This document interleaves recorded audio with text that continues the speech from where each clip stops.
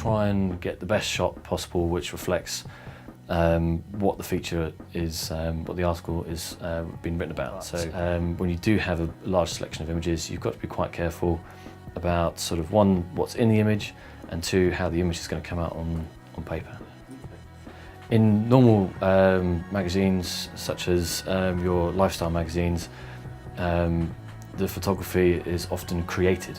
So the photographer is in a studio, the photographer is on a location, it's a shoot, whereas possibly nature magazines and specialist magazines like scuba diving, you know, it's the shot is often opportunistic. So, oh, there's a shark, there's a fish, there's a, you know, all sorts of things. So it's not necessarily staged, so therefore you don't have any controlled environment in which to get all the lighting and everything else that a normal photographer would be able to use.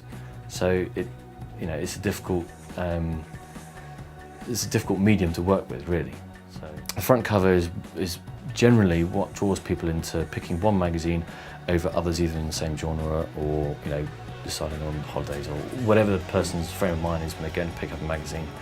So the image there, the quality has to be of high standard. You have to probably change a lot of the colours from what, of how the image was created. So the light levels in an underwater situation will be different from that of the surface. So you'll have to manipulate the image to recreate what people want to see. Recently, I used one image of a cuttlefish where I put a motion blur in the background to imply movement, which then lifted the cuttlefish away from the background along with the diver, so therefore there was a much more of a 3D element to the cover. So I'm hoping and believe that's going to attract someone into picking up the magazine going, wow, you know, I can almost be in that photograph.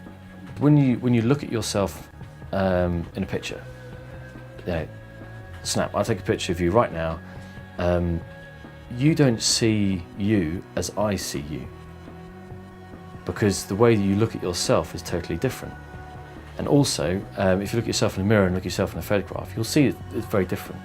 One, because the human vision creates depth in all around, because we live in 3D. Now you've got to try and apply that 3D effect on a 2D medium. So therefore you have to create depth.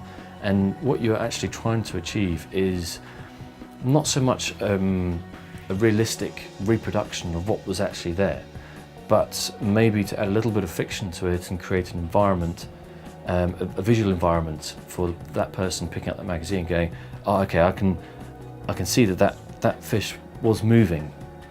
And I know it's not really moving in the picture, but I get a sense it's moving. So therefore you're not necessarily, you're technically lying, but you're not actually lying.